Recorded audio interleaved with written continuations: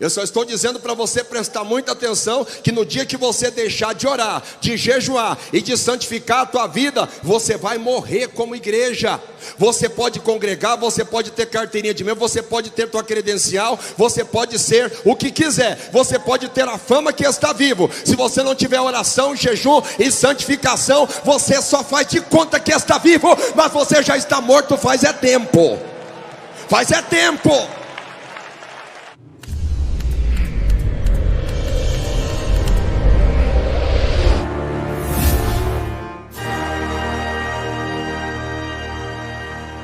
Quem dá glória a Deus?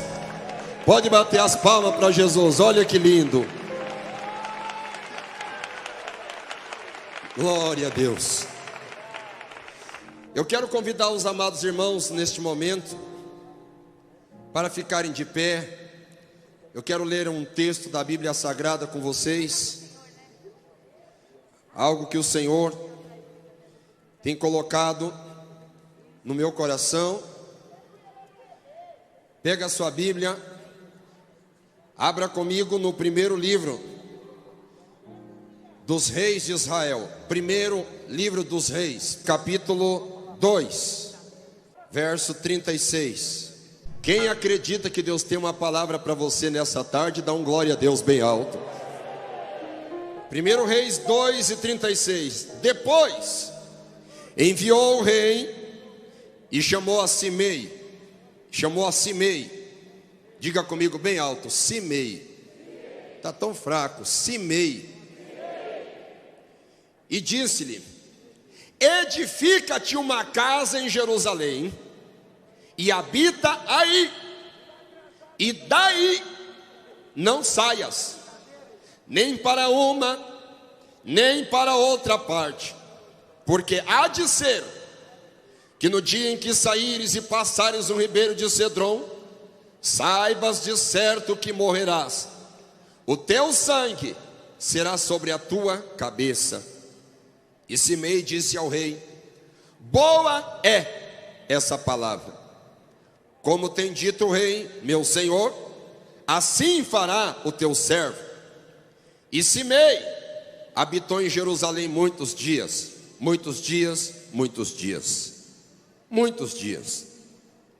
Sucedeu, porém, que ao cabo de 3 anos, 2 servos de Simei fugiram para Aques.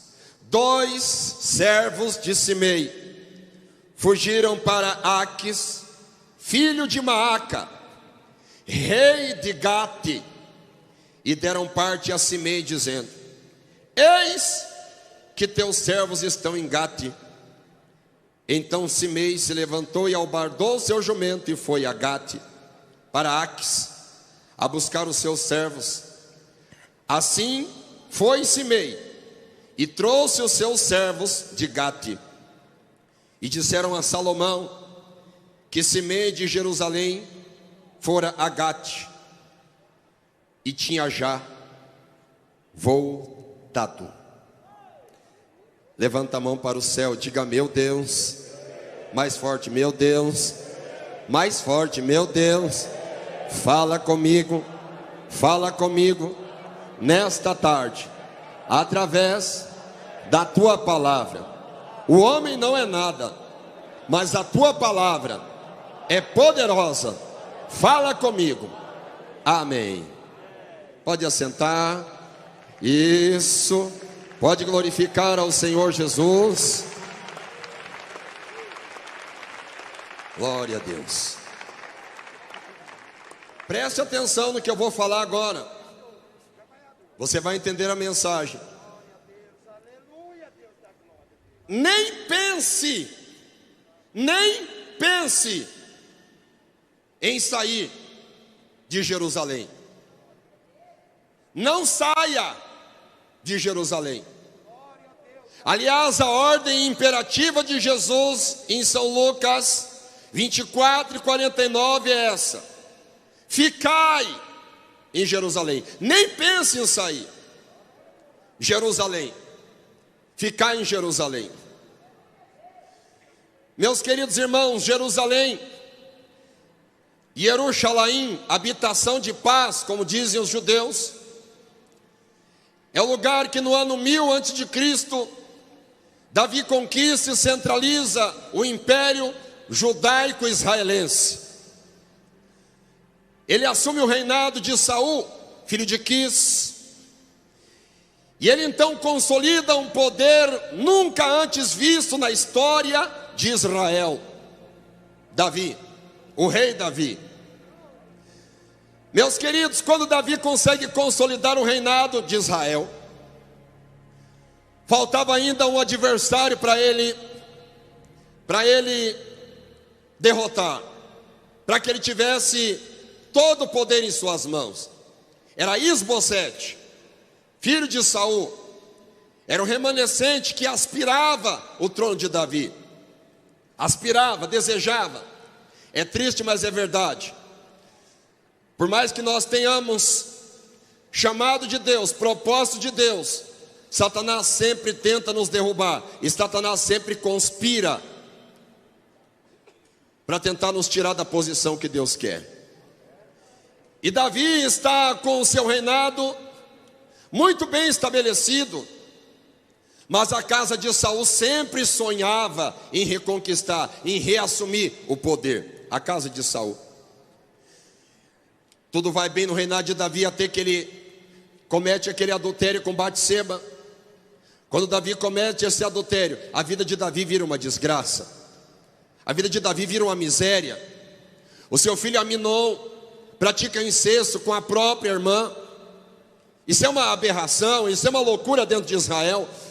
2 anos depois, Absalão com seus tosqueadores mata o próprio irmão.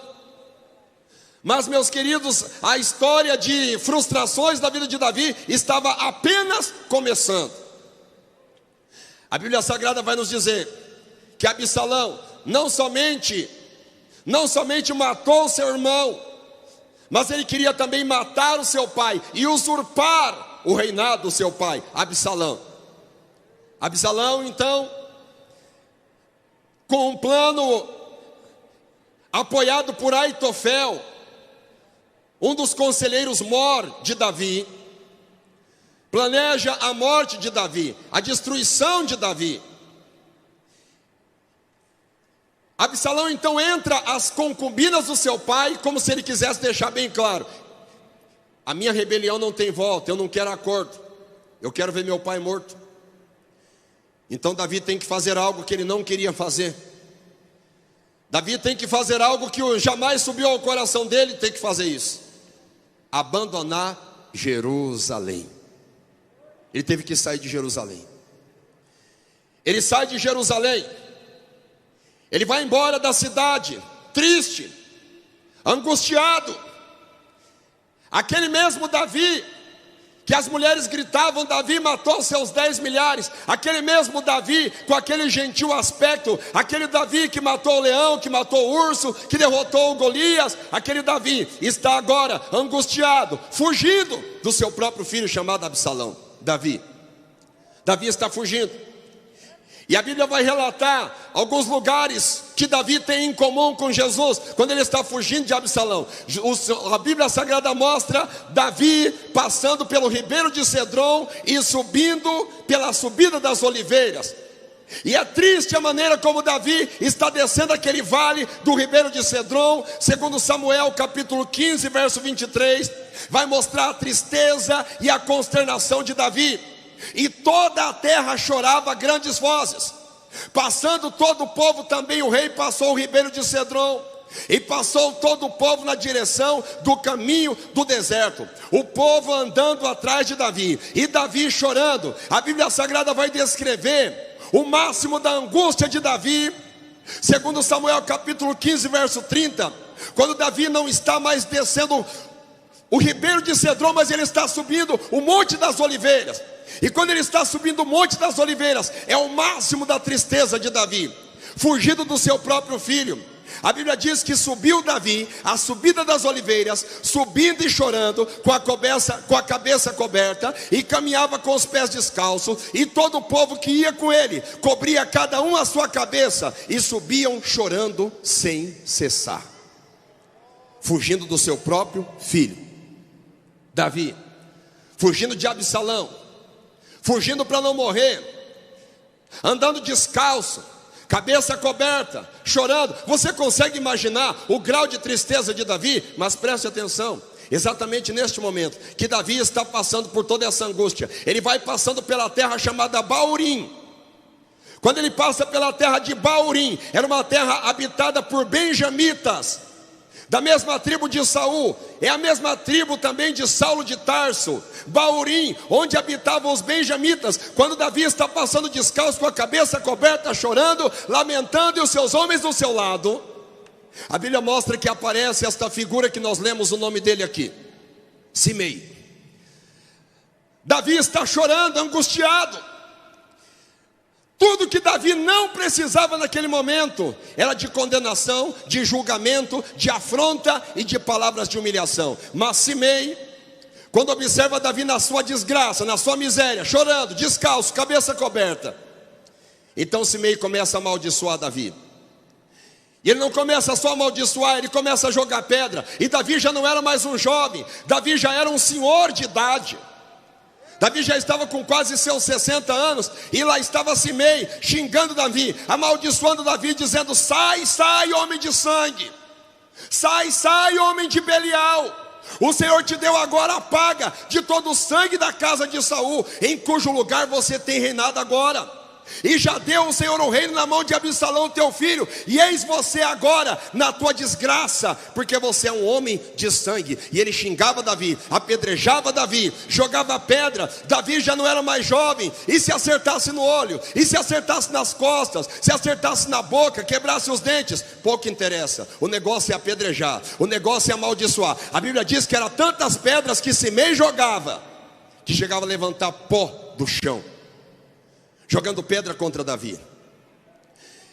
E quando Simei estava amaldiçoando Davi, Davi subindo descalço e chorando, e Simei jogando pedra e amaldiçoando, os filhos de Zeruia disseram: meu senhor, deixa eu passar a mão na espada e arrancar a cabeça deste cão morto, deste Simei, descendente de Saul. Deixa eu puxar minha espada. Davi olha para eles e diz: olha, meus irmãos, por que Davi era segundo o coração de Deus? Davi olha para eles e diz assim: que tenho eu convosco, filho de Zeruia? Se é Deus agora que está mandando ele me amaldiçoar, quem sou eu para interromper? Olha como Davi tinha um coração segundo o coração de Deus. Davi sabia que Deus estava tratando com ele. Davi sabia que Deus estava resolvendo com ele os seus pecados. Davi sabia disso. Mas os irmãos sabem que mesmo neste momento difícil, o salmista Davi ainda falou, o rei Davi ainda falou: toda esta palavra de mal que ele está dizendo vai se reverter em benefício para a minha vida. Amém? Glória a Deus.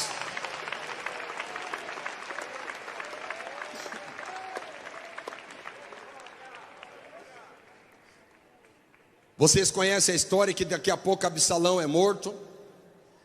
Absalão perde a batalha na sua conspiração, e o reinado volta para a mão de Davi. Quando Davi está prestes a assumir a posse novamente, aonde? Aonde? Em Jerusalém. Quando ele está voltando para Jerusalém. Quando Davi está voltando novamente para Jerusalém, sabe quem é que aparece ali no meio? Sabe quem? Simei. Simei.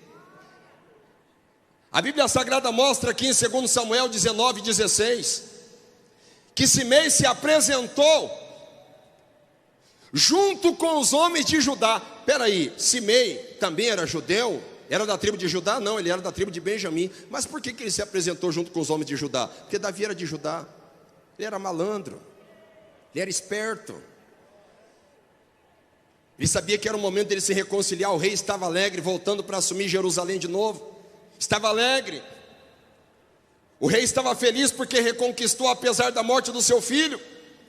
A Bíblia Sagrada vai mostrar para nós, aqui no versículo 18, que Simei se prostrou diante do rei Davi. E o verso 23, a Bíblia diz que o rei Davi jurou para Simei: você não vai morrer. Você não vai morrer. E o rei jurou, dizendo: você não vai morrer, Simei. Fica tranquilo, você não vai morrer. O rei jurou. não vai morrer. Presta atenção no que eu vou falar aqui. O rei falou, está falado. Depende de você.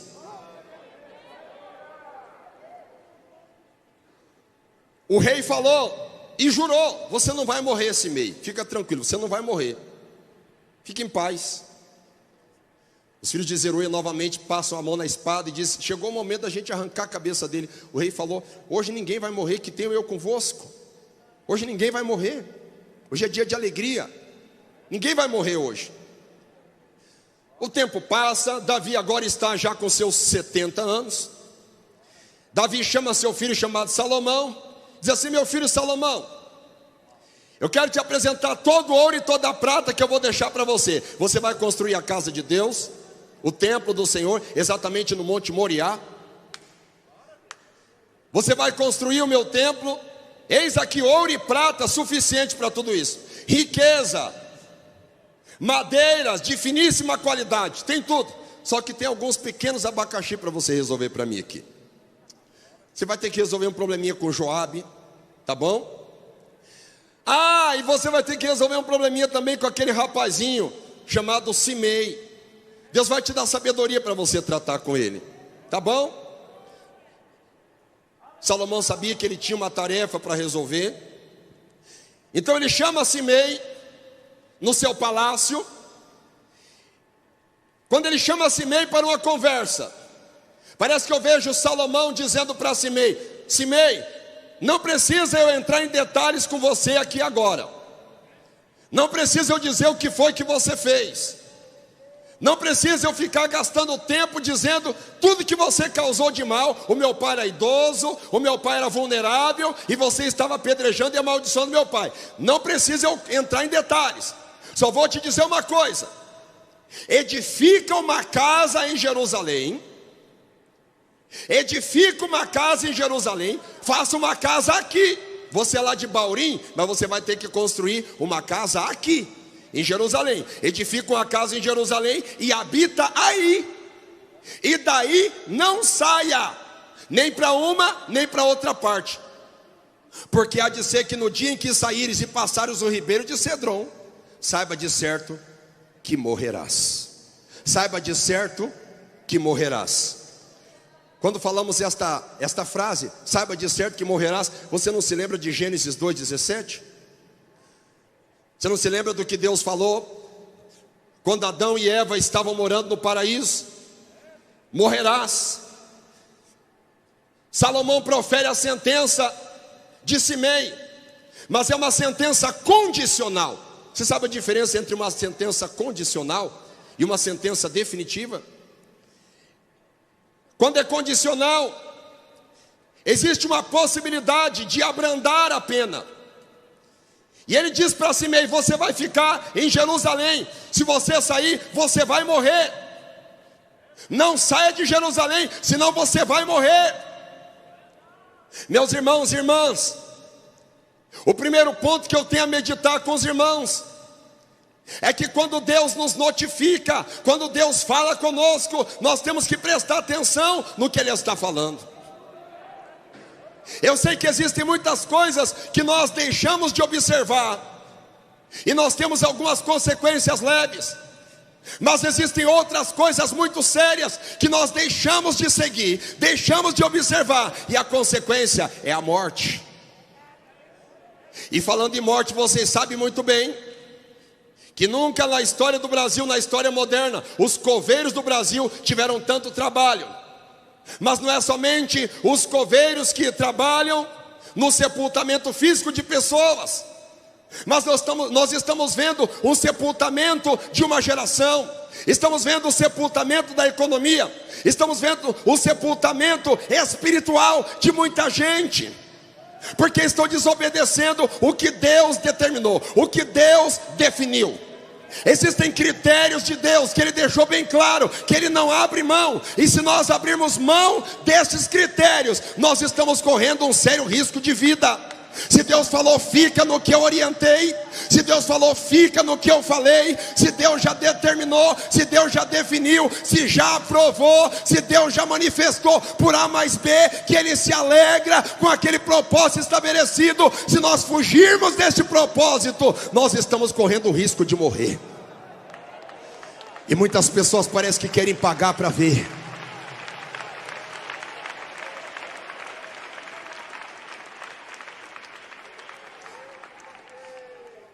Nós somos a igreja pentecostal Deus e Amor. A nossa igreja tem 59 anos de história. A nossa igreja é uma igreja que dispensa qualquer endosso ou qualquer tipo de apresentação. Nós já somos uma igreja sólida e consolidada no Brasil. Eu me lembro quando eu era jovem, muitas pessoas diziam: a igreja pentecostal Deus e Amor é uma igreja de milagres, é uma igreja de sinais e de maravilhas. Hoje eu entendo que a igreja pentecostal Deus e Amor é uma igreja de oração, de jejum e de santificação, e os milagres são consequência disso. Mas tem um detalhe: se nós pararmos de orar, jejuar e santificar a nossa vida, nós corremos um risco também de morrer. Eu não estou perguntando para você se você está achando popular o que eu estou falando aqui. Eu só estou dizendo para você prestar muita atenção, que no dia que você deixar de orar, de jejuar e de santificar a tua vida, você vai morrer como igreja. Você pode congregar, você pode ter carteirinha de membro, você pode ter tua credencial, você pode ser o que quiser, você pode ter a fama que está vivo. Se você não tiver oração, jejum e santificação, você só faz de conta que está vivo, mas você já está morto faz é tempo. Faz é tempo.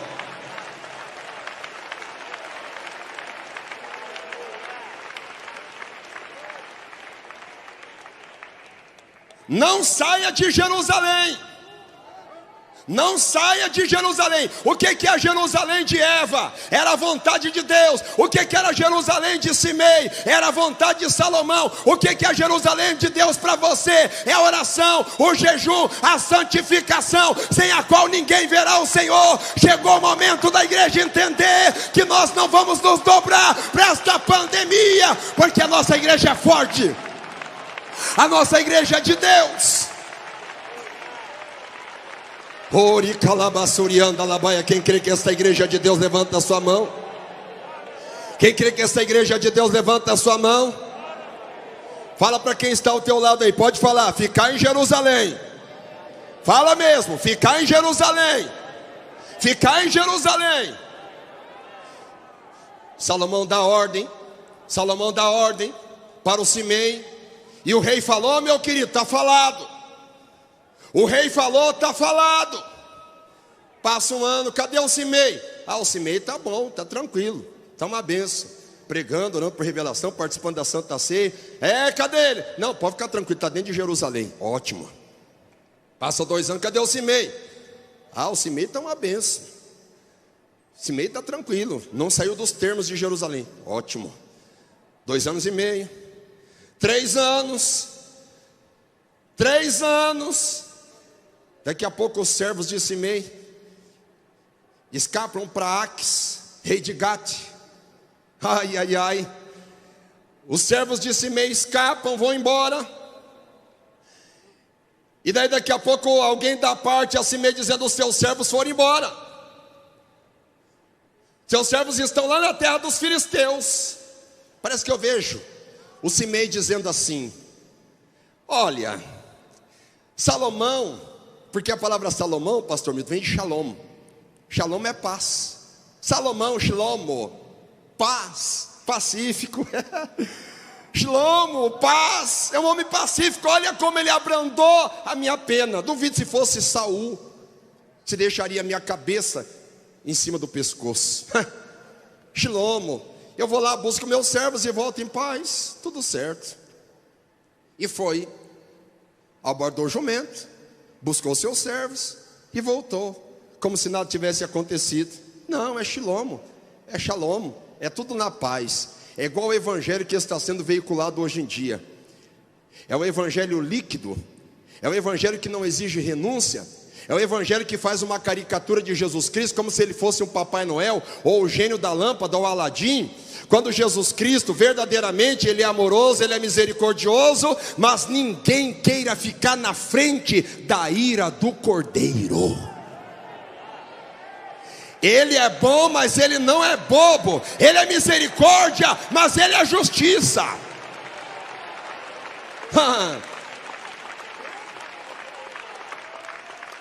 Vai, Simei. Vai. Ah, mas os meus servos estão lá na terra dos filisteus. Você se esqueceu da palavra do rei? Não, mas eu vou buscar meus servos.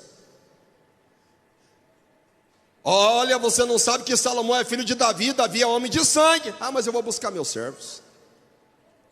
Simei, você está brincando, é a palavra do rei. Não, mas eu vou buscar meus servos. Tem um monte de gente que não entende por que a sua vida está cheia de enfermidade. Deus chamou, Deus revelou, Deus manifestou o propósito para a vida dele, e ele fica brincando, parecendo aquelas crianças que ficam testando a paciência dos pais. Sabe aquela criança de 1 aninho? Quando a criança tem 2 ou 3 meses, cantora Cristina, a criança já começa a testar a paciência dos pais, bem novinho. Tem gente que fica testando a paciência de Deus. Tem alguns que dizem assim: ah, mas fulano faz isso, faz aquilo, pinta e borda, e fica tudo do mesmo jeito, não acontece nada, eu não posso sair 1 milímetro da linha, que parece que Deus já está em cima de mim, parece que Deus já está me corrigindo. Ao invés de você ficar murmurando, rapaz, você devia dar glória a Deus, porque você não é bastardo, mas você é filho. Deus corrige você, porque você é filho, Ele te chamou para salvação. Dá glória a Deus de Ele corrigir você.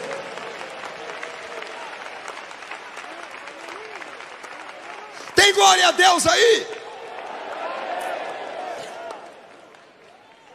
Simei volta bem tranquilo, como se nada tivesse acontecido, parecendo obreiro que chega atrasado na reunião, sossegado. Daqui a pouco, Salomão fica sabendo. Ué, mas como é que Salomão ficou sabendo? Olha aqui para mim, ó.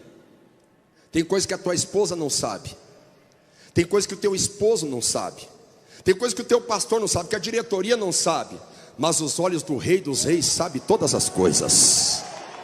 Não brinca com ele, não brinca com ele.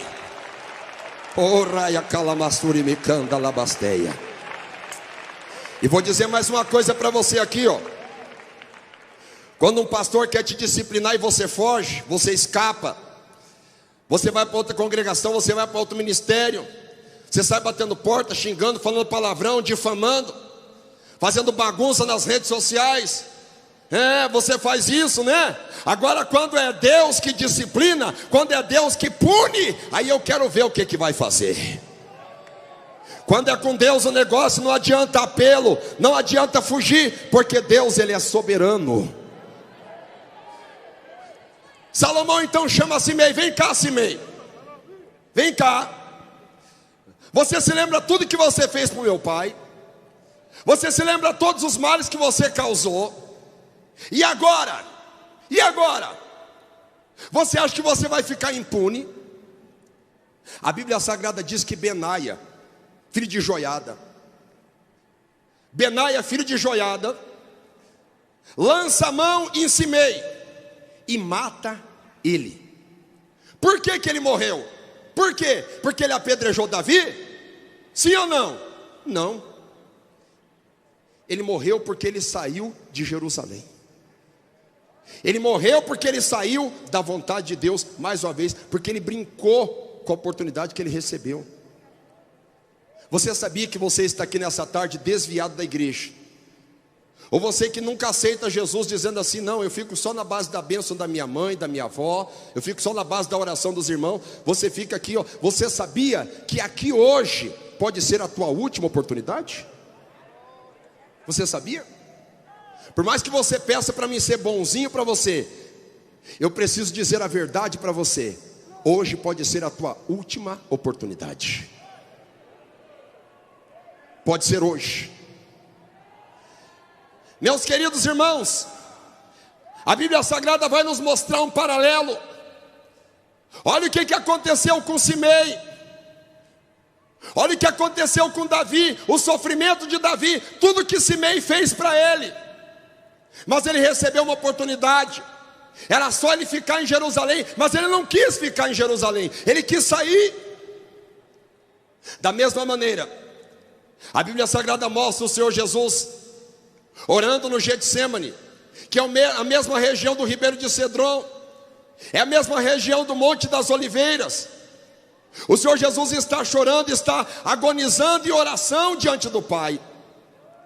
Daqui a pouco chega Judas Iscariotes. Chega Judas Iscariotes, e com um beijo ele trai o Filho do Homem. Com um beijo ele trai o Senhor Jesus. Só que quando ele vai trair o Senhor Jesus faz uma pergunta para ele assim: amigo, a que vieste? Nós poderíamos imaginar que o Senhor Jesus estava sendo hipócrita quando chama Judas de amigo, mas não era hipócrita. Ou nós poderíamos pensar que o Senhor Jesus estava desavisado, chamando ele de amigo, sabendo que Judas tinha vendido Jesus por 30 peças de prata.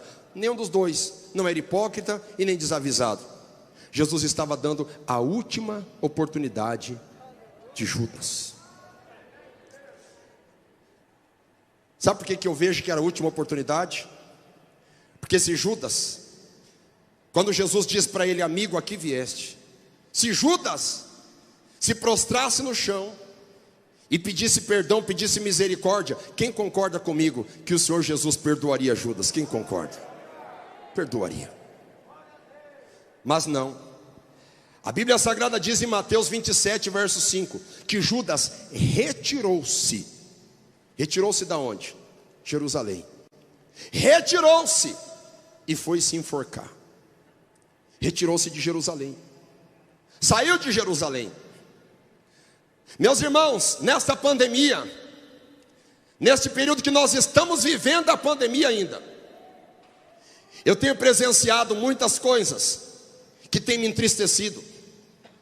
Muitos crentes que estão abandonando Jerusalém.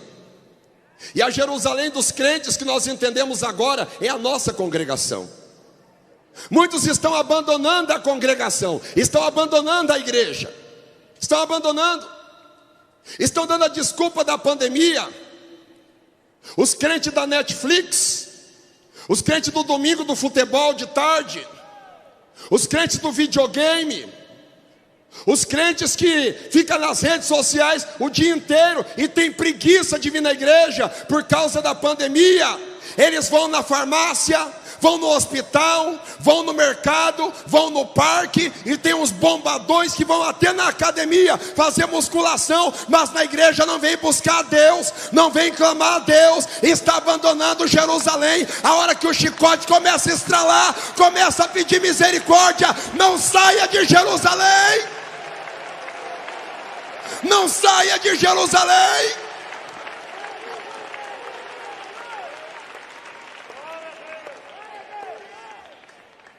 Venha congregar conosco aqui na Avenida do Estado, 4.568. Sai daí debaixo das cobertas, sai daí da casa do vizinho fazendo fofoca. Para com esse negócio de medo. Se você tivesse medo mesmo, que você tivesse medo do pecado, igual tem medo do coronavírus, você estaria aqui buscando a presença de Deus. Vem para cá buscar Deus na igreja. Vem adorar a Deus aqui na igreja.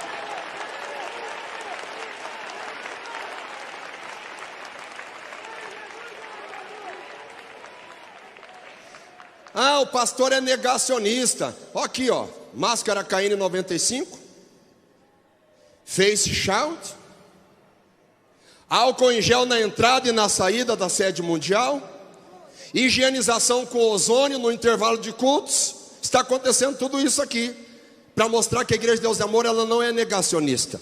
Nós sabemos que o vírus existe, nós sabemos que a pandemia existe. Inclusive estávamos tendo uma estação de vacinação na sede mundial, porque nós sabemos que o vírus existe, existe mesmo, mas o vírus pior que está matando mais se chama pecado. É este o vírus que mais está matando, é o pecado.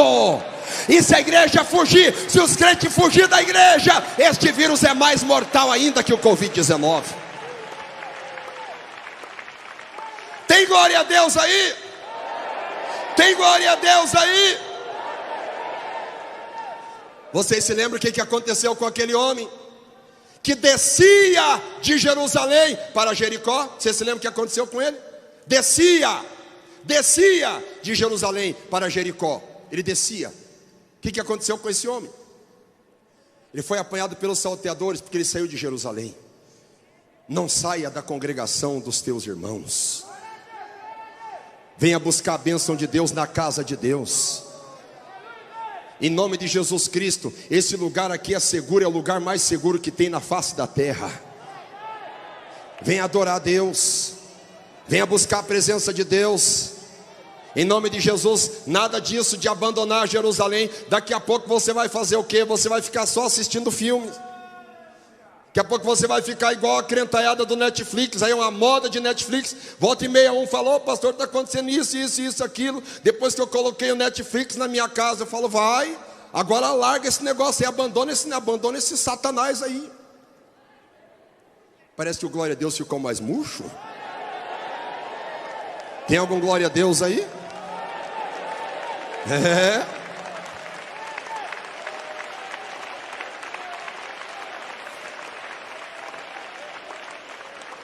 Dá glória a Deus, igreja! Dá glória a Deus, igreja! O problema mais leve que acontece quando se afasta de Jerusalém é medo.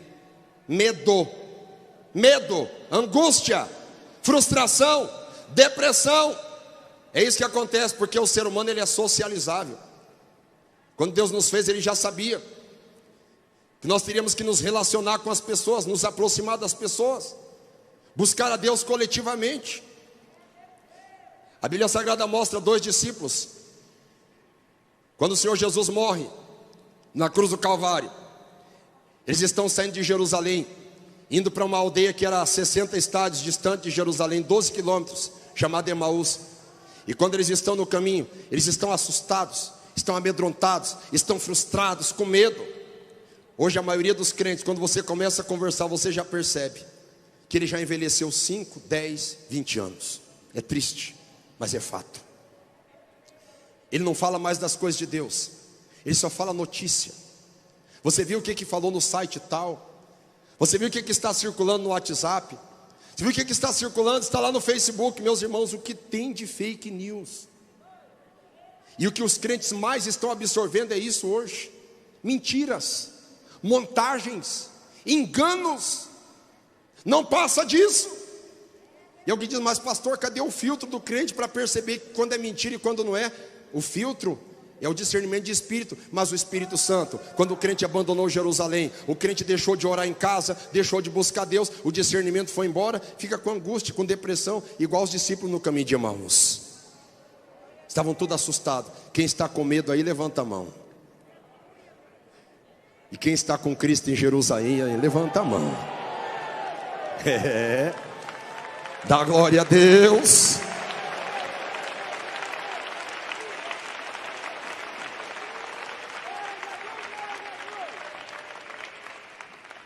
Mas Jesus é tão bom que até quem se afasta de Jerusalém, Jesus está convidando. Eles estavam se afastando de Jerusalém. Daqui a pouco um viajante, um forasteiro começa a se aproximar deles. Só que não era um forasteiro comum. Quando esse forasteiro chega do lado deles, o coração deles começa a esquentar. Tem gente que está escutando essa palavra em casa agora, o coração já está esquentando de vontade de ir para a igreja. Isso mesmo. Termina essa mensagem, termina esse culto, vai tomar banho, vai escovar teus dentes, vai pentear teu cabelo, vai passar a tua roupa, acorda para a vida e vai procurar uma de nossas igrejas ainda hoje à noite. Não se afaste de Jerusalém, louvado seja Deus. Quem dá glória?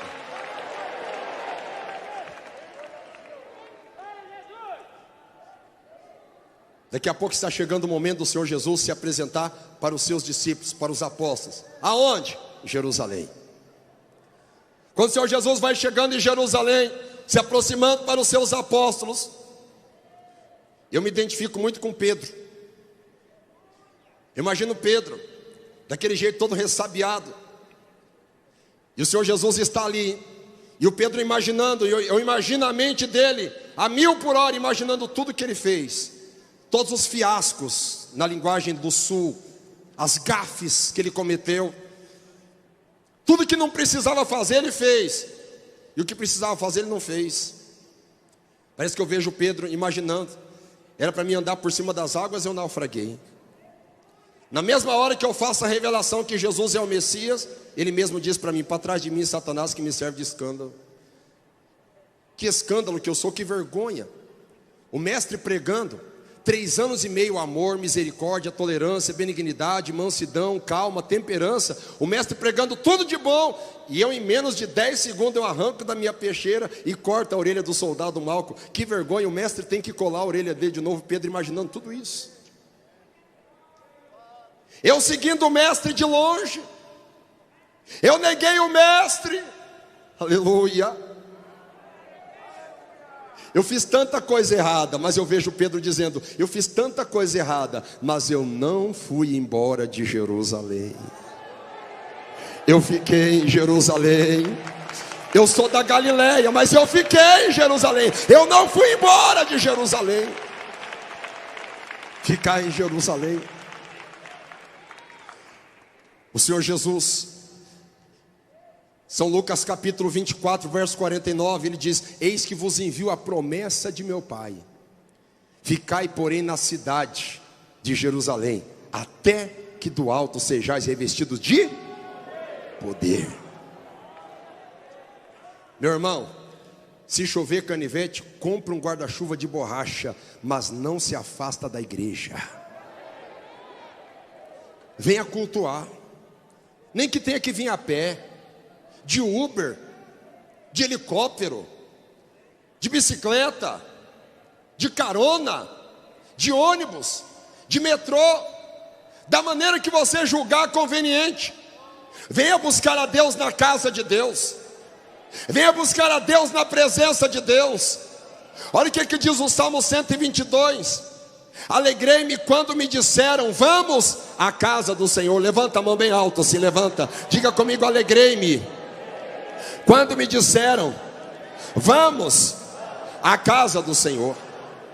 O Salmo 133. Ó, quão bom e quão suave é que os irmãos vivam em união. Não somente no sentido de harmonia, mas no sentido de estar todos juntos no mesmo lugar. Olha o que a Bíblia diz ainda em Hebreus capítulo 10 e 25. Preste atenção: não deixando nossa congregação, como é costume de alguns, antes admoestando-nos uns aos outros, e tanto mais quando vedes que se vai aproximando aquele dia. Que dia? O dia da volta de Jesus. Quem crê que Jesus está voltando, levanta a mão. Esses dias atrás eu estava em casa e eu me deparei com um versículo muito interessante lá em Sofonias. Se eu falar, vocês vão pensar que é brincadeira. Abra sua Bíblia em Sofonias capítulo 2. Eu me deparei com um versículo tão interessante que eu cheguei até a fazer uma brincadeira lá em Curitiba. Interessante por demais esse versículo. Congrega-te. Sim, congrega-te, ó nação que não tens desejo, antes que saia o decreto do governo. Não é, né? Antes que saia o decreto do prefeito. Antes que saia, congrega, antes que saia o decreto. Meus irmãos, eu sei que é uma aplicação talvez até descontextualizada, mas aproveita para vir na igreja cultuar a Deus. Nós não sabemos o que pode acontecer nos próximos dias.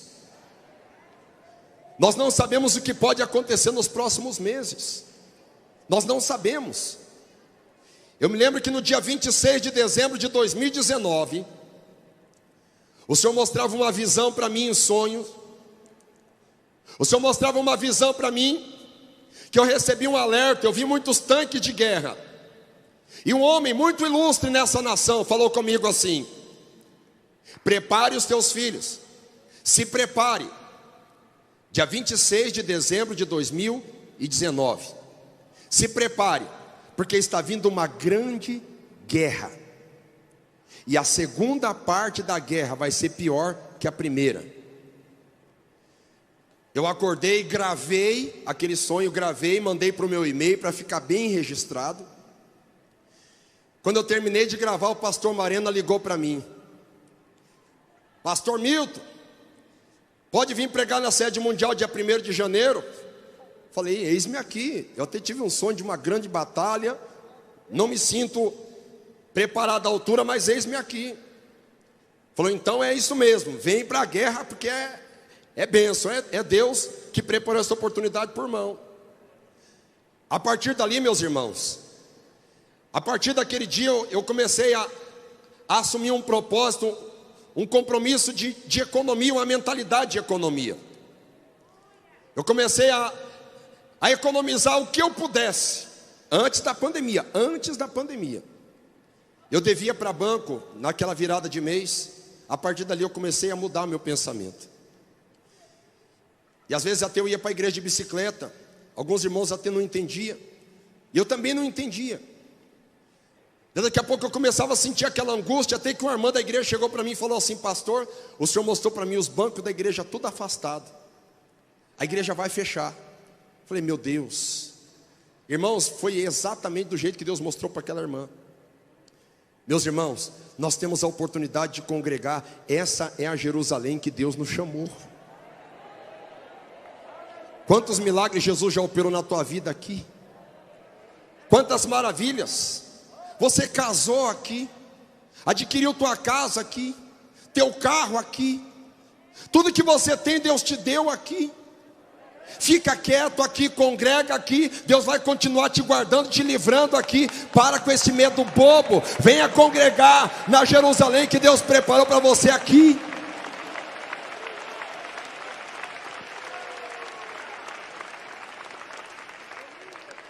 Fica congregando aqui em nome de Jesus Cristo. Vem para os cultos quando tem aquela convocação. Vamos cultuar, por exemplo, domingo que vem, aniversário, dia 13. Irmã Débora vai estar pregando. Não somente venha, como também convide e traga alguém com você. Traga alguém com você. Alegrei-me quando me disseram: vamos à casa do Senhor. Não se afaste de Jerusalém. O nosso lugar de congregar é parecido com a Arca de Noé. Você consegue imaginar a Arca de Noé? Todo mundo lá dentro daquela arca. Oh, glória! Você consegue imaginar somente 8 pessoas cuidando dos excrementos, da limpeza, da manutenção, da ordem, da alimentação, noite e dia e noite, sem parar. E daí daqui a pouco bate aquele desespero, aquela vontade de pular fora da arca talvez. E dá uma olhada lá para fora, aquele cenário pior que possa imaginar. Daí alguém já dizia assim: não, melhor ficar aqui dentro mesmo. Está difícil, mas eu vou ficar aqui. Eu me lembro uma mensagem do pastor Lorival, ele dizendo que não existe igreja, não existe denominação perfeita. Pastor Lorival, eu me lembro ele falando isso.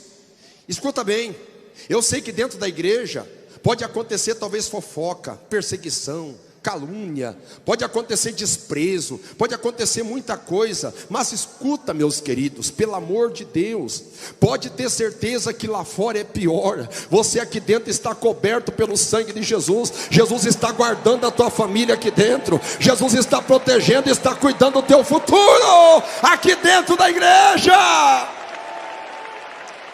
Quem recebe esta palavra dá glória a Deus. Fiquem de pé, por favor.